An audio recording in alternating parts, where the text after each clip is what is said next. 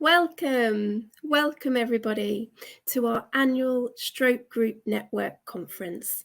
My name is Beth and I am the Group Networks Manager at the Stroke Association. This is my 6th year chairing this fantastic event and it is always a highlight. I'm so delighted you can join us as we come together as one community this morning. We have 222 people joining us today with representation of over 100 groups. We also have Stroke Association staff, professionals from other organisations, volunteers with lots of different roles, and 55% of you are joining for the first time. And hello to our watch party in Wales, in North Wales. There are over 20 people coming together with 7 groups represented to watch the first session today together. As I always say, this conference is your conference. The space is yours. So take your time to get to know each other, connect, support each other, learn, and feel inspired. We hope the information we share with you over the next 2 days will help you in running your groups and supporting your members. And we will also celebrate all the amazing work you do for thousands of people up and down the UK.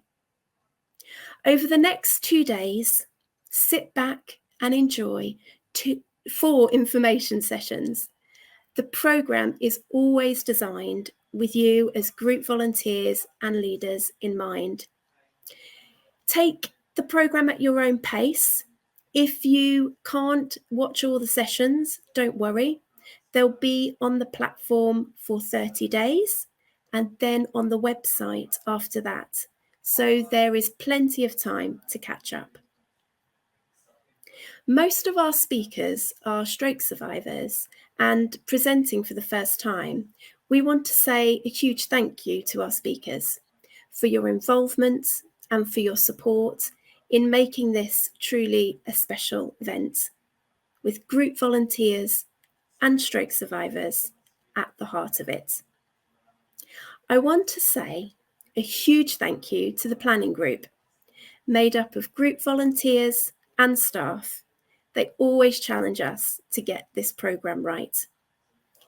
And a thank you to Wiltshire Farm Foods, who are sponsoring this event, and for the delightful welcome pack, which hopefully you have all received, which includes a brochure and also a discount code. So please do share that with your members. So our first session today is reflecting and looking forward together. This will be led by our Chief Executive, Juliet Bouverie. Juliet will also be joined by Hannah Catchpool, who is a Stroke Association Trustee and also a partner at RSM UK. And we have the wonderful Julie Foster joining as well, a group leader at Coalfields Life After Stroke group. They will be having an interesting and lively discussion. So let's get going. Without further ado, I will welcome Juliet Bouverie, our Chief Executive, to take us into our opening session. Thank you, Beth, and welcome everybody to another Stroke Group Network Conference. I hope you're all well. I hope you had a good weekend, and I hope you're looking forward to the next couple of days. So this is another opportunity to connect with group leaders and volunteers from all across the UK. It's really exciting that we've got the face-to-face watch party in Wales. So welcome everyone in Wales. I hope you're hearing the connection fine. And I'd really like to welcome all the new stroke groups who are joining this conference for the very first time. As I understand it, we've got about 100 groups in this conference and about 50% of you are new. So a really big welcome to those of you who are joining for the first time. I do hope you enjoy yourselves. So what I'm going to do in this next session, and if I could have the slide please, is I'm going to look back over the last year. I'm going to talk to you about some of our achievements, some of the challenges that we're facing as a charity, and also our future plans. But I'm conscious that not all of you know me. So I'm Juliet Bouverie. I'm Chief Executive of the Stroke Association. I've been in this job for just over 7 years, and I can honestly say it's the best job I've ever had. It is such a privilege to represent an amazing community of stroke survivors who give so generously of their time, who inspire us every day with stories of their recoveries. But it's also a privilege to work with the stroke clinical community who are so passionate and dedicated. And like all of us in this virtual room, we've all had our own personal experience of stroke, haven't we? So very sadly, my grandmother, who's featured on the right-hand side of this slide, my grandmother had a stroke nearly 20 years ago. And my grandmother lived in Southern Ireland, and there was no treatment available for stroke in her local hospital in Cork. My grandfather didn't recognise the symptoms of a stroke, so my grandmother got to the hospital sadly too late. There was no specialist stroke unit, and so she was on a general hospital ward and sadly died in hospital a few weeks later. And then my late partner, John, we were together for over 20 years. We met at university. He was diagnosed with a brain tumour. And he was diagnosed when he was 35. He sadly died when he was 40. And it was really tough. And of course, as many of you will know, the consequences of a brain tumour are incredibly similar to the consequences of a stroke. So he suffered with overwhelming fatigue. He got really quite depressed when he wasn't able to stay at work. He struggled when he was tired with his memory and his speech. He often had problems with his balance, which resulted in him falling and quite often being admitted to hospital as an emergency. And of course, I experienced firsthand the impacts of being a carer. And that was when I really valued firsthand the power of peer support, because there were other carers in similar situations who reached out to me. And it was a time when I felt that I could be open and talk about my experiences with real honesty. And of course, John's experience has given me some insights into how it feels to be living with somebody who has a stroke. And I have to say, it's really made me realize the power of both peer support, but also the power of the lived experience. There is no doubt that you are experts by your lived experience, and the Stroke Association really values that. So next slide, please. So I thought I would start off just reminding you of our organisational strategy. This was developed in 2019 and updated last year. Many of you will have seen it. We have a vision for there to be fewer strokes and for people affected by stroke to get the help they need to live the very best life that they can. And we have 2 long-term goals. They're easy to say, but they're quite hard to achieve. The first is to make stroke the priority it needs to be. And the second is to ensure that everyone affected by stroke has access to the rehabilitation and lifelong support that they need. And there are a number of ways that we work to make a difference against those 2 goals. We deliver services, we fund research, we influence policy and system change, and through the work of our fantastic stroke groups and this stroke group network, we engage with communities because we know that together we can make a difference. The challenge of stroke is huge, and the only way that we can tackle that challenge is through partnerships with the NHS, but also partnerships with communities like yourselves. And we're so proud to facilitate the Stroke Group network. We now have 393 support groups in the Stroke network. I mean, what a powerhouse. And all of you are helping people affected by stroke to get access to the lifelong support that they need. But also many of you are also contributing to making stroke the priority it needs to be. And I was so pleased this year when the dedication and impact that you make as Stroke Group volunteers was publicly recognised. And we had 2 Stroke Group leaders who received Coronation Champion Awards this year. Colin Lyle, who you're going to hear from later today, and also Annette Daniel Smith from London. And both of those received Coronation Champion Awards this year for their fantastic dedication and impact on the lives of stroke survivors. So it's great to see that public recognition of your work. So next slide, please. So I'm just going to talk about some of our achievements from our last financial year. So we supported around 70,000 stroke survivors through our universal and local services. And I'm really pleased that we increased spend on our local services by 7% to £10.8 million. And we managed to secure £1 million from the NHS for partnership projects to improve stroke rehabilitation.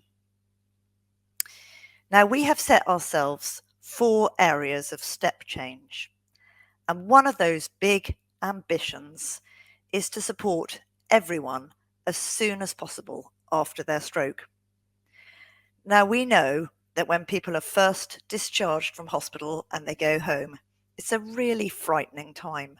People can feel very alone, and they can also feel abandoned by the NHS. And so that's the time when a lot of stroke survivors most need our support. Now, the sad reality is that at the moment, we're reaching only about 30% of every new stroke survivor. And we've got an ambition to reach everyone.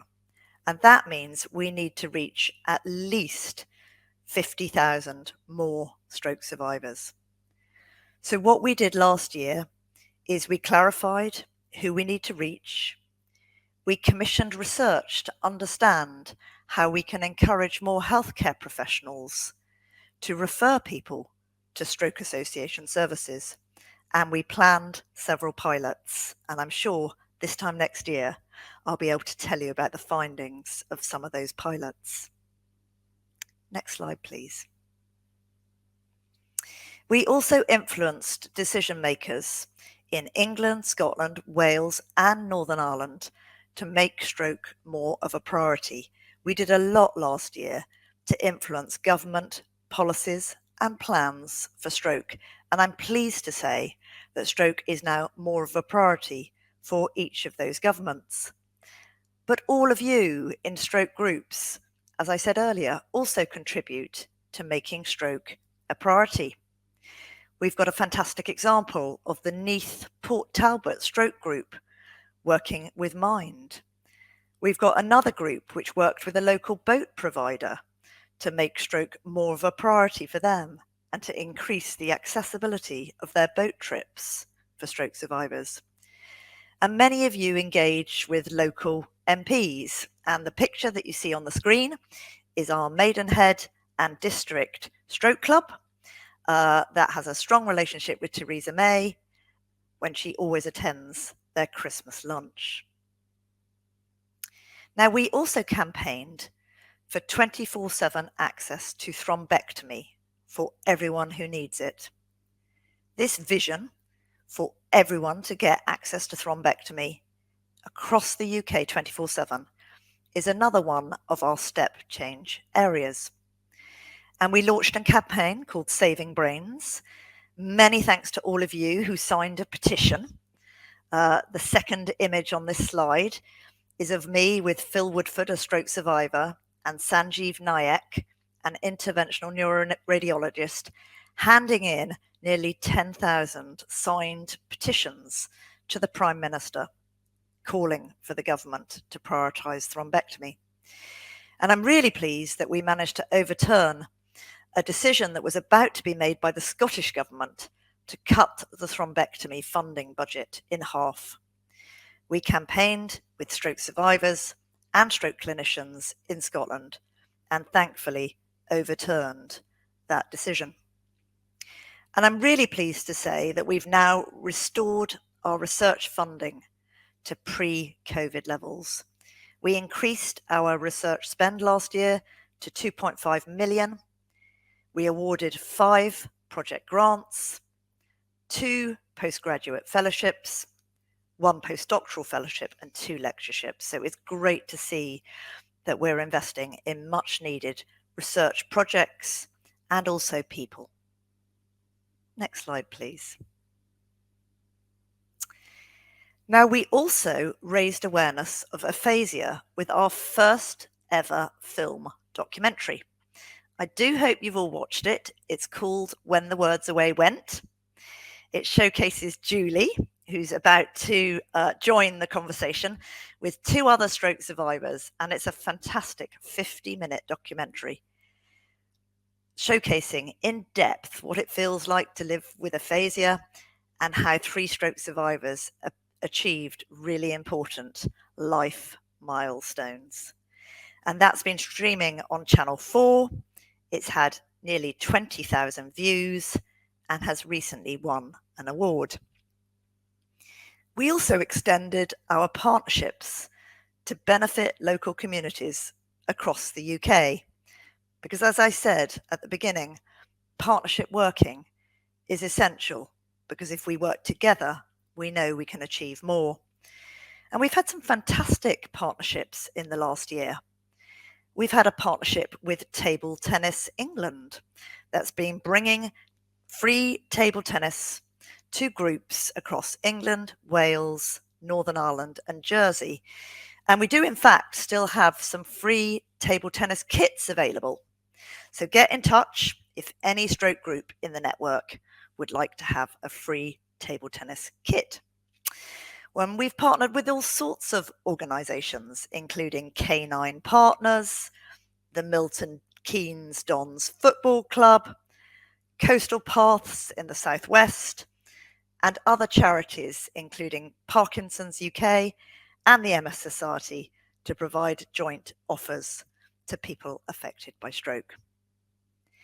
And we've continued to build connections through the Stroke Group network. As I said, we've now got 393 groups in the network. We welcomed 27 new groups last year. We've got 370 groups on the Stroke Association website. And every month we're seeing about 150 referrals each month to stroke groups through the website. So that's good news. We've worked with the Stroke Group Voices to pilot a new volunteer assistant role, which is a lighter touch volunteer assistant role. We've updated our communications toolkit for groups to support people with aphasia, which you're going to hear about shortly. And soon we'll be launching a community fundraising toolkit. And I'm really pleased that stroke groups are networking with each other, sharing tips and advice and learning from each other locally.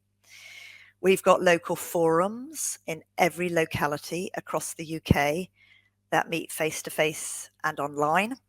And if you'd like to join your local forum, do get in touch with the Stroke Association engagement team, and contact details are in the exhibition space for this conference.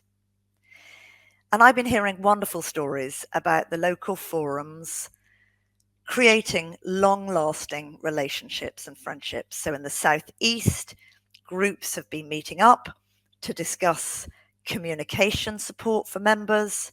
In the Midlands, people have been sharing bowling equipment, and I understand there was even a bowling tournament that was hosted for all stroke groups in the Midlands.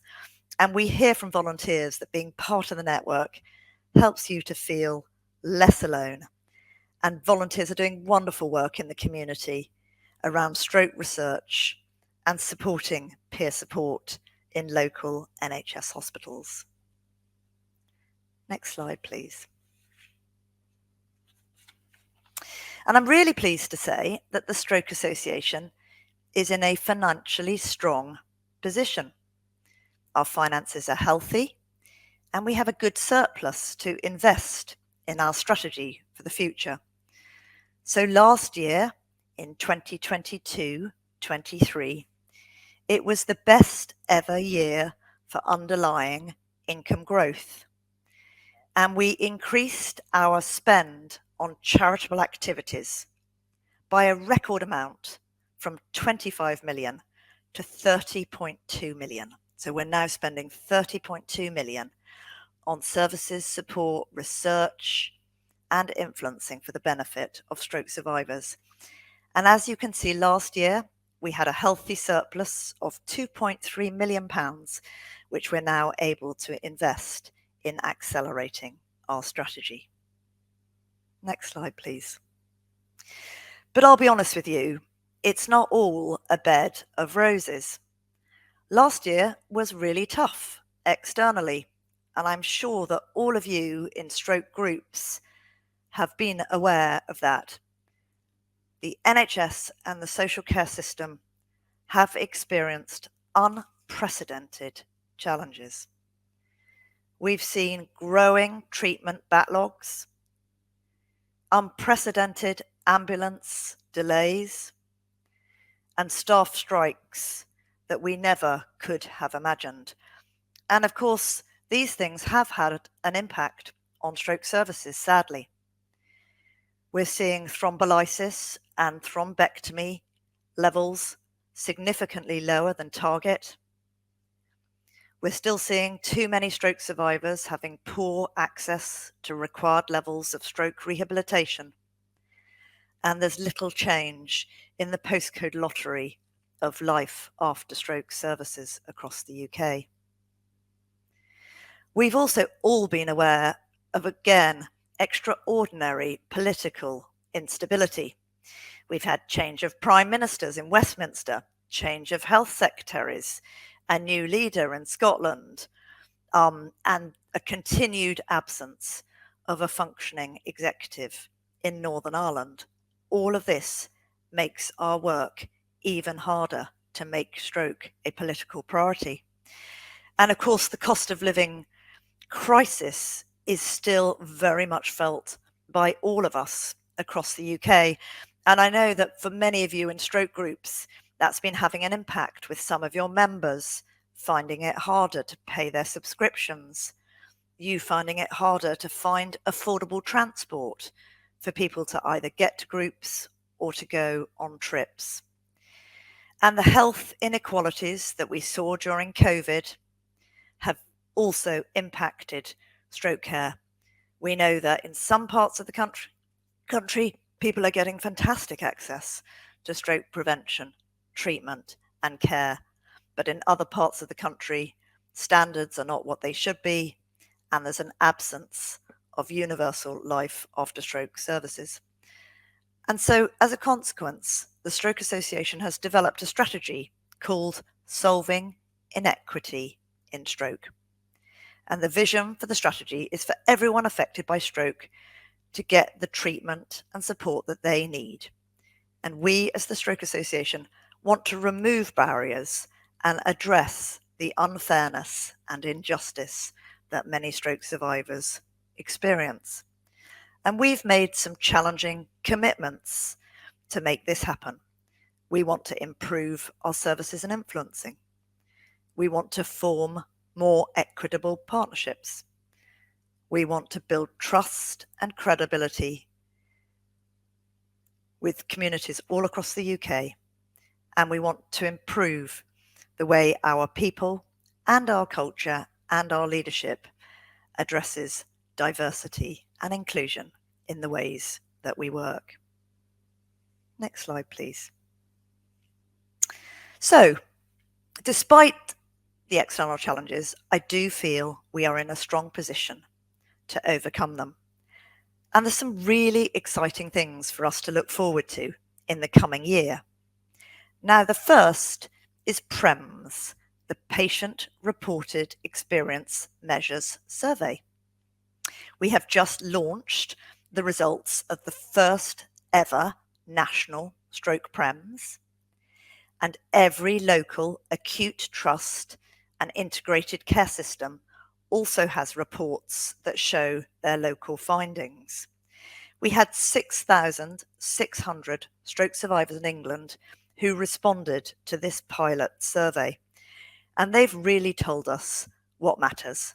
There were lots of positive findings about feeling treated with dignity and respect, but also stroke survivors saying that they want to be more involved in decisions. They want more help with their psychological and emotional support, and they want more access to life after stroke services. So the PREMS is a powerful tool for influencing and ensuring that the voice of stroke survivors really matters and is heard by the people who design, fund, and commission services. We've also got our Life After Stroke campaign coming up. Now, you're the first group to hear about it. We're going to be launching a Life After Stroke campaign at the end of October. It's going to focus on every stroke survivor having access to a stroke key worker, every stroke survivor having access to 6-month reviews and really personalised support that helps them thrive after their stroke, because we know that information and support is key to rebuilding lives and regaining confidence. So if you want to find out more about the campaign, please go to the talk information area of this conference.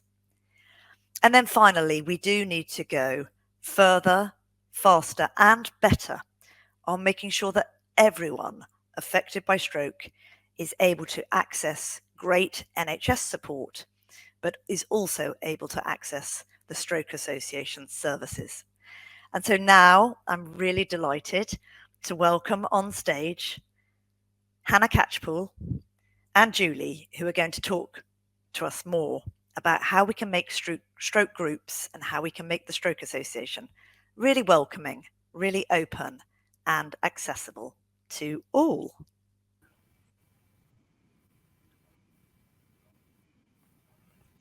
So hello, Hannah.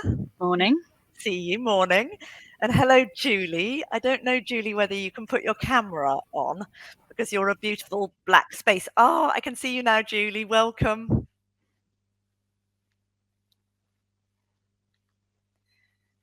Good. So, Hannah. Hi. Hannah, why don't you just briefly introduce yourself and just tell us a little bit about your connection to stroke and your connection to the Stroke Association. Brilliant. Thanks. So morning, everybody. As Juliet said, my name is Hannah, and I am one of... Morning, Julie. Morning, Julie. Hello. And so I'm one of the trustees of the Stroke Association. I'm Julie, and I've had 2 strokes in my 20s. And my second stroke, I was...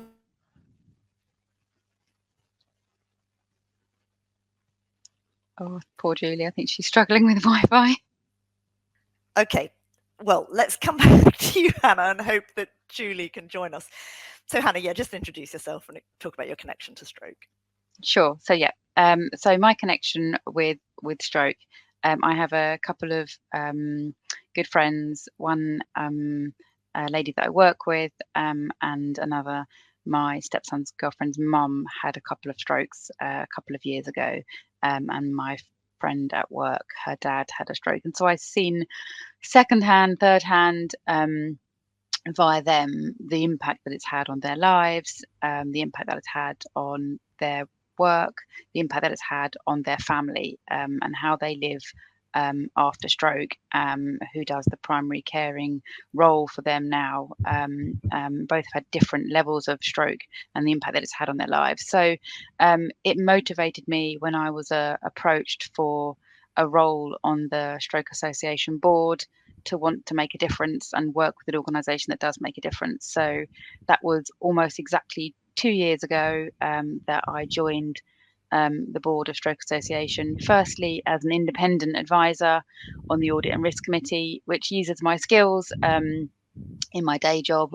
Many of you probably won't know what partner at RSM means, and I wouldn't either before I did the role, but I'm fundamentally an accountant, so boards of trustees love me because I'm good with numbers.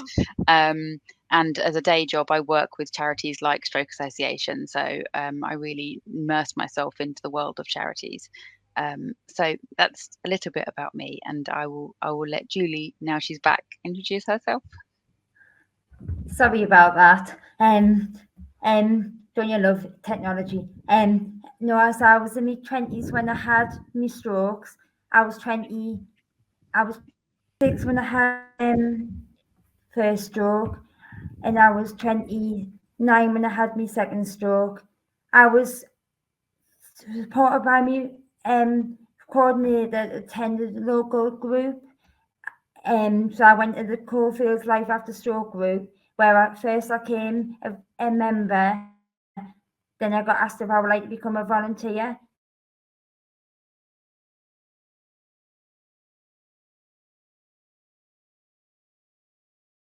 Association. I've also attended face-to-face conferences in the past, but this is my first online one.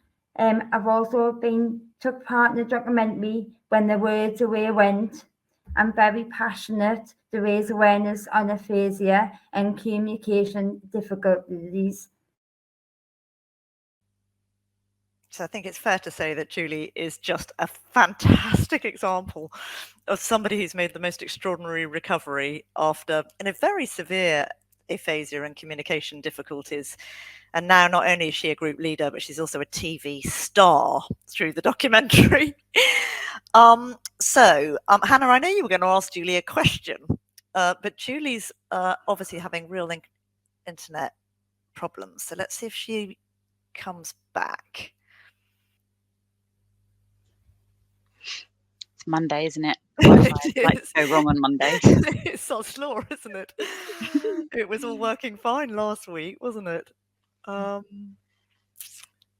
Let's just keep persevering. I mean, Julie has very kindly shared with us what she wants to share with all of you. So our plan B is for somebody to read Julie's script, but it would be lovely to hear it in Julie's own words. So let's just wait another minute, and then if we can't reconnect with Julie, I'm going to ask Anne Abbott to join us just to talk. Here we go.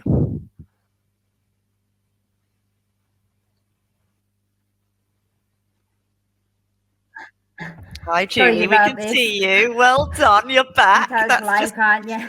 Fantastic. Well done. So, Julie, I'm going to hand over to Hannah to ask you a question. Hey, Julie. So, as we know, the conference this year is all about how best we can support group members. I have aphasia. So I know what it's like with communication difficulties.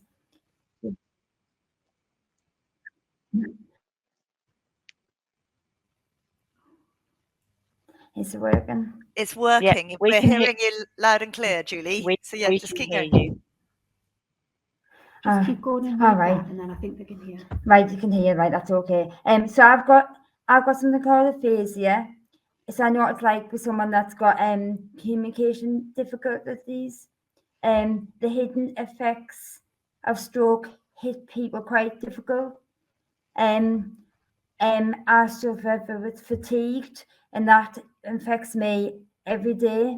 So after this conference, it takes me a couple of days to recover. think we've lost connection with Julie again, haven't we, Hannah? I think so. It looks like it. Yeah, there we go.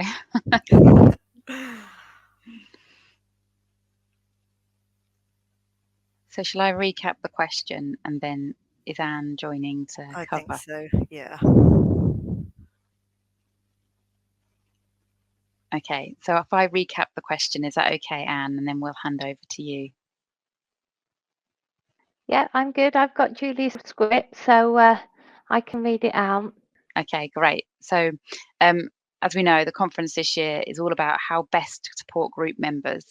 So this is Julie's own words as to how her own experience of stroke influenced how she runs her group, and how she makes it available to others affected by stroke. Okay. Thanks, So Anne. this is the words that Julie had prepared for us. So I have aphasia and I know what it's like to have a communication difficulty. The hidden effects of stroke hit people hard, fatigue and emotional problems. For me, the fatigue after the event will take a few days to recover. My family understand this and are supportive, but lots of people do not recognise these effects. They think if you look okay on the outside, then you are fine. Fatigue affects my speech, and when I'm tired, I forget my words or slur more. I have even been mistaken for being a drunk before. Julie, would you like me to continue or do you want to try? I think we might have lost Julie again, so I'll carry on. Beg your pardon, everyone.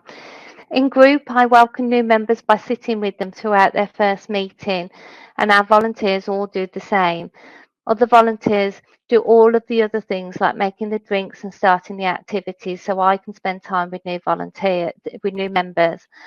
I like to make them feel comfortable and at ease, and if anyone has a communication problems, we use the tools like the communication toolkit to help. We welcome carers and friends too to come along, as we know that attending a meeting for the first time can be scary. After the meeting, I always ring up the person to see how they felt about it and find out what we can do to support them.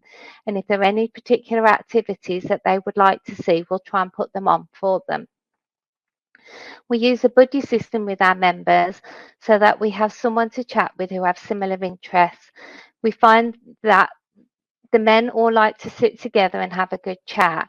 At first, we thought about moving people around, but realised it was good for men to have their own space to chat and talk to each other about their own strokes and their own feelings.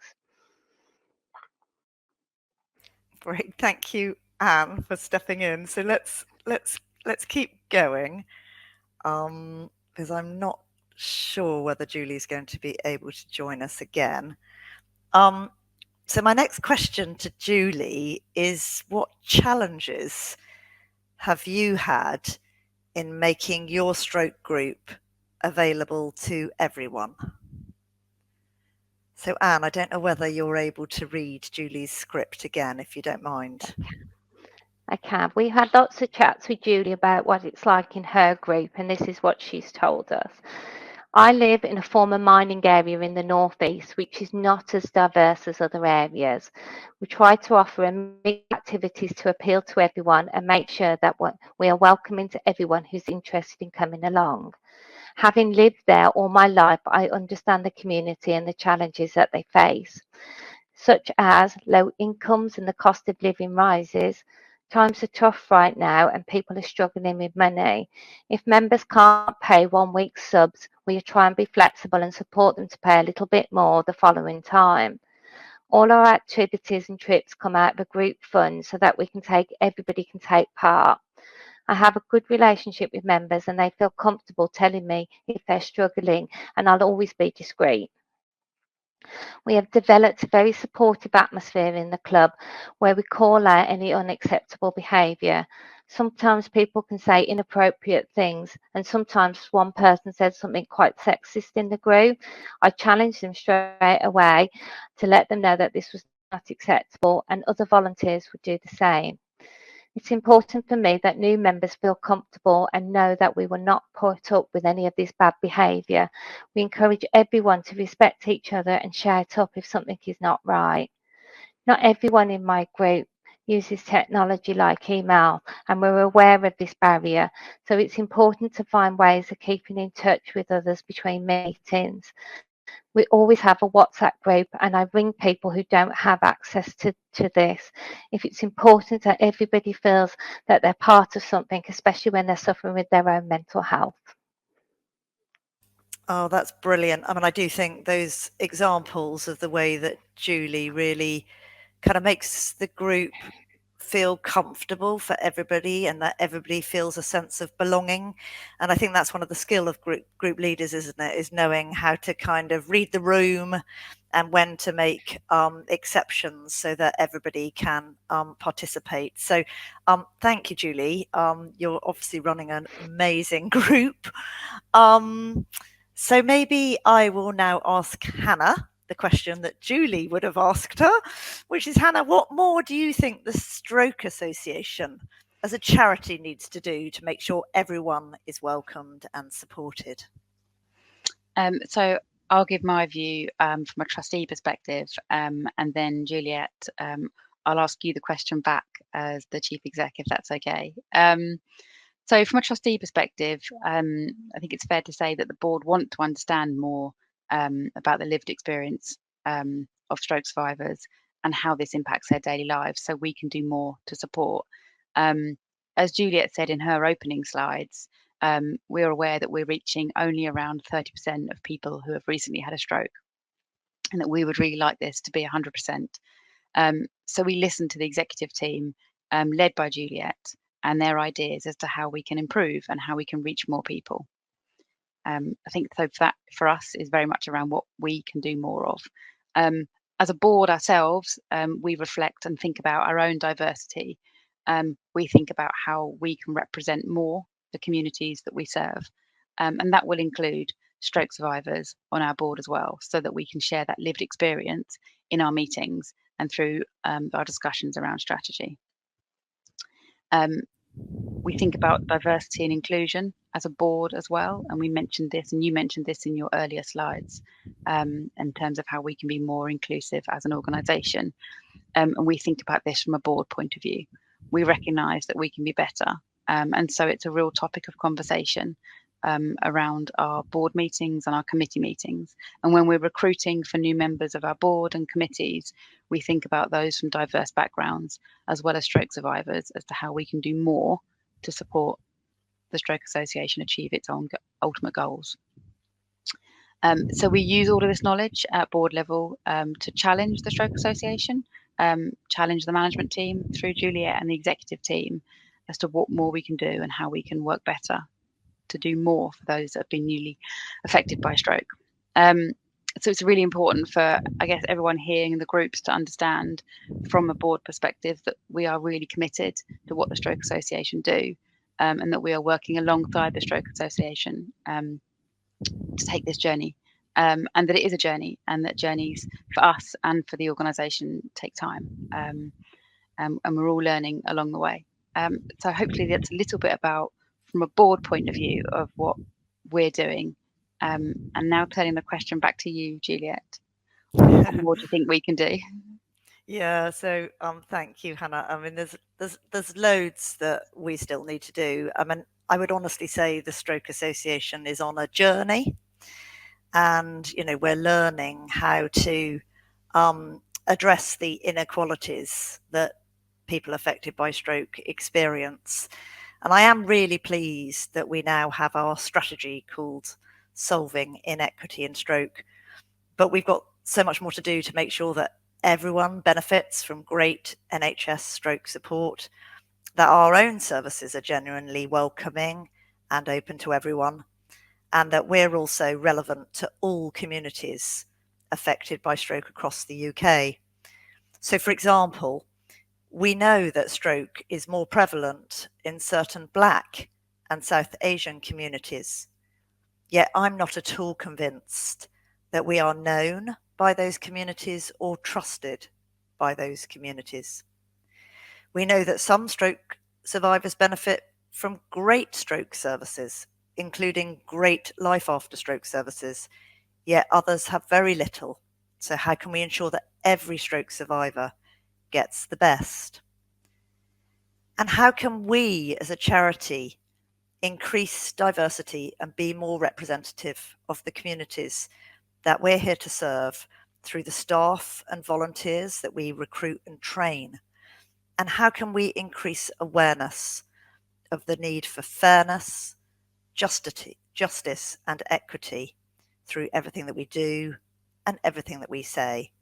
So there's masses to do, but I do just want to say to stroke groups that we really will involve you in our plans and our activities, particularly as we test how to reach and support the lives of all those who've just had a stroke. Because we know that as stroke groups, you have connections into communities that the Stroke Association could never have. So, for example, you have great knowledge about, who's a really good physio in the local community, what other non-stroke groups and services exist in your community. So we really want to make best use of all of that expertise and experience. Now, I think the last thing I just wanted to say is that some of this might feel a little daunting, and the language of health inequalities or equality, diversity and inclusion may feel a little unfamiliar or a bit daunting. But, it's often the small things that can make a big difference. And I think Julie has brought that to life. So I really hope that in a year's time, we might all be able to share the one thing that each of you has done differently in your group to make your groups available and inclusive to all.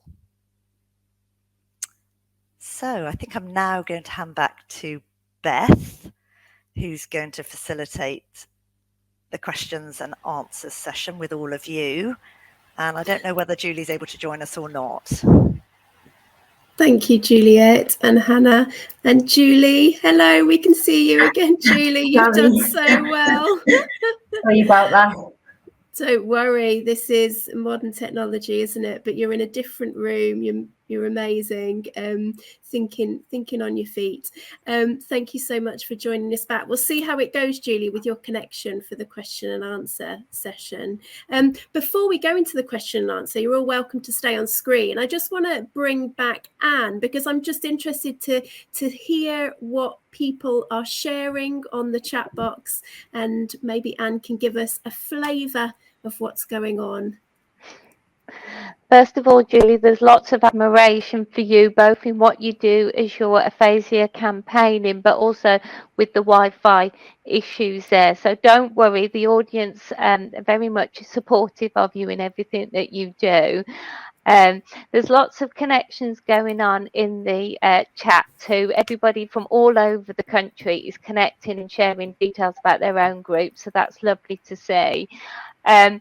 And lots of interest in the table tennis England pack. So we have made a note of everyone who's requested one of those. And if anybody does want to find out more, look in the talk information area and use the contact us button at the bottom of the screen.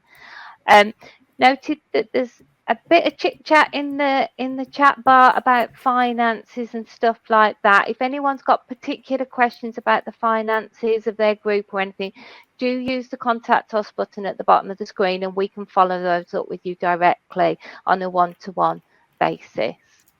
Thank you, Anne. Thank you so much. Fantastic. Well, we've got about 7 minutes to go into a question and answer session. There's been some great questions coming through on that chat box. So I'll just pose the question and see if anybody would like to come in on that.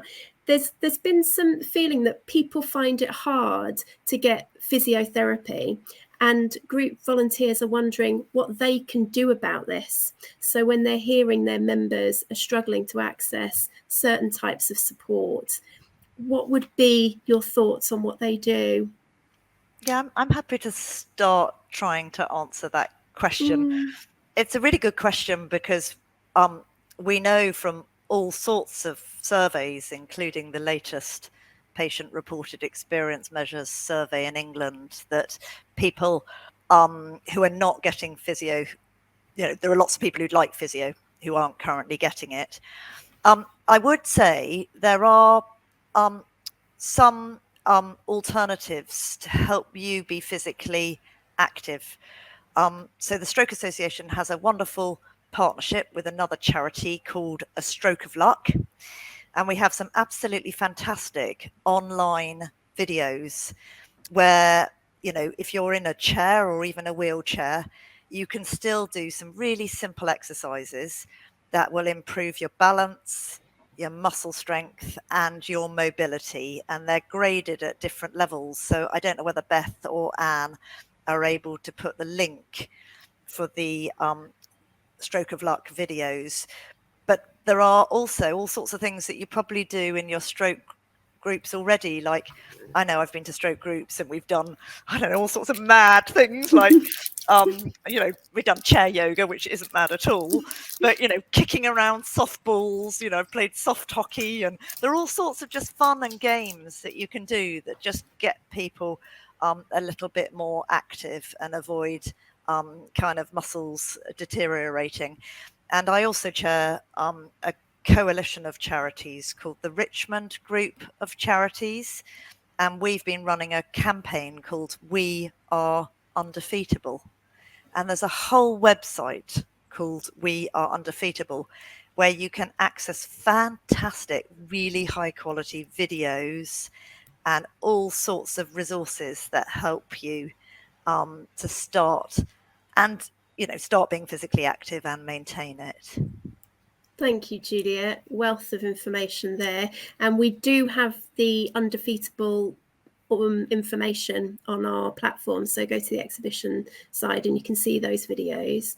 And we also have Doug, who is a staff member at the Stroke Association, leading a gentle well-being and chair-based exercise stretching tomorrow morning. So people could join in with that at 9:30 to get a feeling of what that is.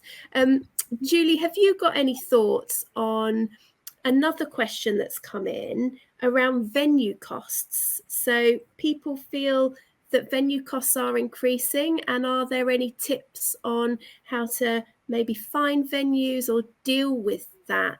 So have you noticed your venue costs going up, Julie? No, ours is free. So every so often we like put some money in, donate some money back into the church. So our venue's free. So every now and again we'll give some money back to them for like giving us it for free, so we don't have that issue. Did you find out that it was a free venue? You did some research? No, when it started up, the Stroke Association, like obviously before I became a volunteer, it's to start from there really. And obviously I don't know how it got it was to the Stroke Association, like one of the other, like the coordinator, they're the one that sorted out. So then obviously after that it's always been free, but just every now and again we just donate some money. Yeah, it's really, really good way to think about how to source venues that are free. Yeah, thank you. And then we've got one final question I think we'll go to before we need to wrap up, I'm afraid, at 11 o'clock, because we've got a tight schedule this morning. There's a question around the SNAP information. I don't know, Juliet, if you've got comments on how people access SNAP and what that is. If there's any reflection on that data set. Yeah, it's a really good question. So SNAP is, well, I'll just explain the acronym first. SNAP stands for Stroke Sentinel National Audit Programme. So it's basically the audit programme for stroke services in England, Wales and Northern Ireland. And there's an equivalent for Scotland. Now, I think the question is about accessing the PREMS reports, the Patient Reported Experience Measures reports. So the national report is on the Stroke Association website. If you want to access your local reports, you're right. You either do that through Future NHS, which is an NHS website, or through the SNAP portal. And I am pretty sure that you can request a login to the SNAP portal. Other people may know better than me, but I think there is a contact us button on Snap so that you can request a login and then you create a password. But if you have any problems, I would suggest that you speak to your local Stroke Association engagement team, because I'm sure that they will be able to help you get hold of a copy of the local PREMS report. Thank you, Juliet. That's really helpful. And we have the contact details of your local engagement teams on the platform if you go to the resource section, so you can find out who to contact. We're at time, so I'm going to say thank you so much to Juliet, Hannah and Julie for a fantastic start to their conference, really setting the scene. And we're going to now take a short break. So thank you for engaging with us this morning. If you've got any questions that we didn't get to, we will follow up, and also email us on the contact us button and we can take forward any more questions to the speakers. Do get a cuppa, maybe take 5 minutes away from your screen, or if you want to speak to each other, other attendees, you're able to do this by clicking the connect and chat button below on your screen, and there you can unmute your microphone, take off your camera, put your camera on and have a chat if you'd like. So we'll see you back here at 11:30, because we're going straight into our next session, which is focusing on understanding communication difficulties after a stroke. Thank you.